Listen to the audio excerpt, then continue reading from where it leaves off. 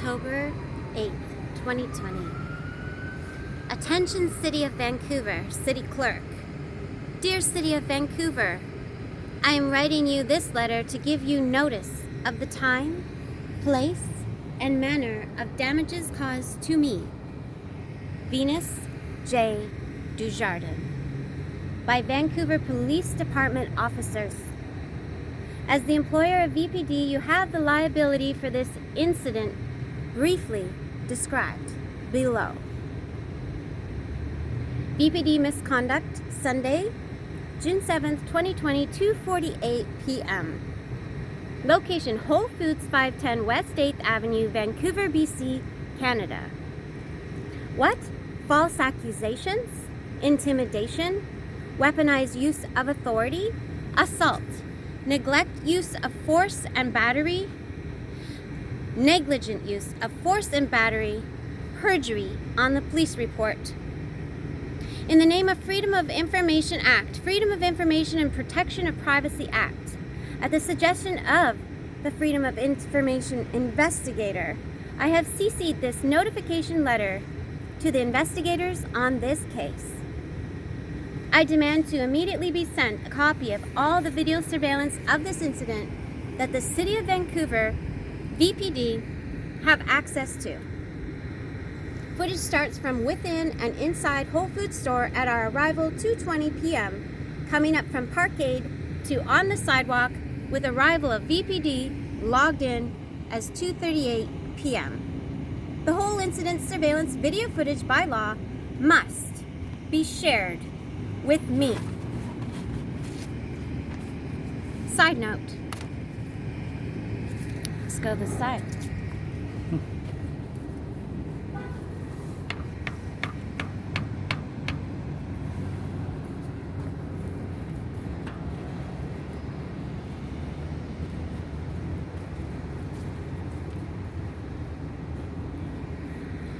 Why this letter is past the small claims 60 days deadline for notifying the city. No one informed of what proper direction to take. No one informed me of what proper direction to take. I didn't know the legal procedures. I have had no experience with lawyers or courts. I have been pleading since the incident occurred for a copy of the surveillance footage and to make my report of the crimes against me. I was traumatized and afraid for my life, for my safety, and I did not know who to trust. I assumed that lawyers, police department, the city authorities cared about its own citizens' safety, justice, upholding the law, knowing the truth, protecting Vancouverites, or that at least there are rules to guard the well-being of us against brutality and lies. I emailed a submission on the City of Vancouver website to Mayor Kennedy Stewart the day after, describing this disturbing incident and requesting his help. No reply. I called the management of this Whole Food location the day after this incident and requested videotapes. I called and left a message for the regional manager of Whole Foods in Seattle. The initial response I got from the local Whole Foods manager was that she would get back to me right away after she talks to her regional manager in Seattle. She had no awareness of the incident happening the day before. No one made any notes of it. She stated she would only give footage to the police. I never heard back from either the regional manager or the Whole Foods local manager. I called her again a week later, and she said she couldn't help me. I would have to ask the police. And every day I called around all over the city seeking a lawyer for a subpoena to gather the videotapes during this pandemic lockdown, as no one from the city, VPD, Whole Foods, or the property management were willing or able to send me the surveillance tapes. Courts were closed, lawyers were backlogged, and mostly unavailable, not returning calls or messages, some not even taking messages. I called legal aid.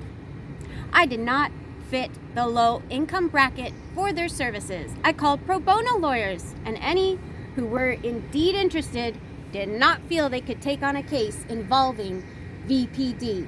I contacted the city's 311 several times throughout this search for assistance over the past 4 months.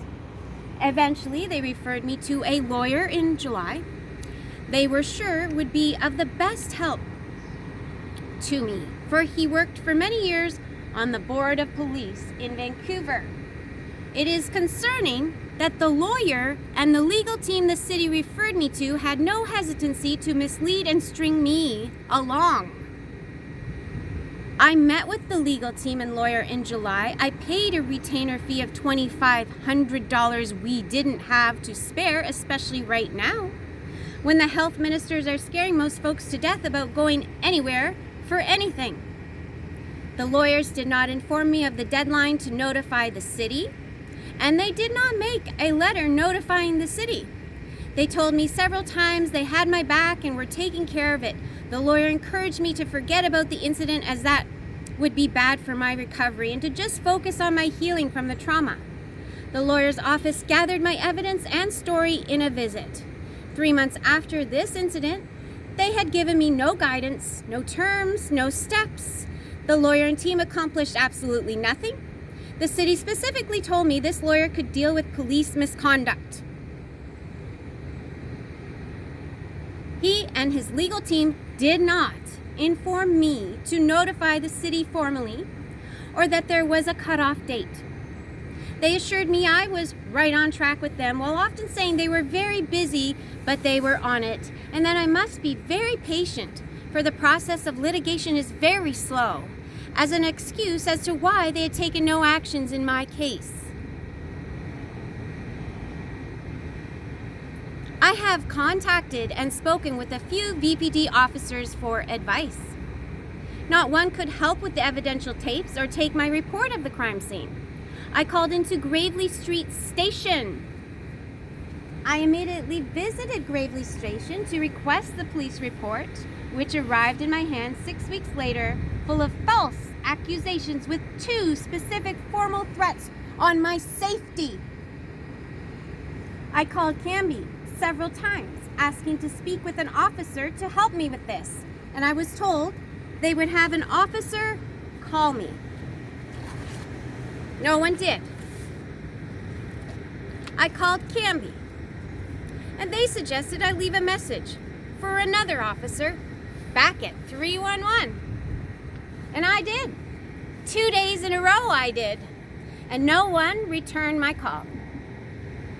I called Gravely, asking they make a note the police report is false that they gave me. They could not, and they referred me to leave a message through the city's 311 number for a VPD officer who was on the scene, another VPD officer. And he did not return my call. I had an ombuds person. They had no idea what I should do. I asked them. I called them. They were appalled at the situation and feared for my safety. Frustrated and concerned of what kind of danger our city is in with this kind of lawlessness, I searched out even further on my own what the procedure is to have this damning police report and abusive misconduct be addressed properly. So, as you can see, no one could or would help me address the injustice or stop the threats putting my life at risk of even further damage by VPD, the city, and mental health ward, with these detrimental falsities about the incident towards my behavior or on my character, hence why I am notifying you, the city, at the recommendation of a legal organization and the criminal investigators watching this case and small claims court. Understand this is my city since the early 90s. My neighborhood that I live in. I diligently serve a lot of locals here and visitors from around the world. For the past 5 years, I've been living in this Fairview neighborhood with this Whole Foods location as my primary grocery store. I met with the mayor during his election on the street, just right there.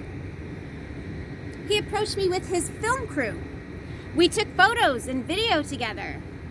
I cheered him on and stated he would win.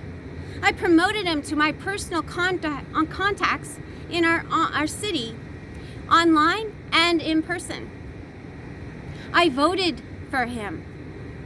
I visited his office and brought a gift to congratulate him when he won office. I even stood in line chatting with him and my husband about the concerns of our city has, and even sharing a hug while waiting in line for lattes at the cafe of this Whole Foods location just 1 year ago in October 2019. At the beginning of this lockdown in May, I drew chalk. I drew twice. And I held a candle prayer vigil in front of City Hall, asking him to protect us from tyranny. And again, I brought gifts. A gorgeous bouquet and a pineapple. 2 days in a row.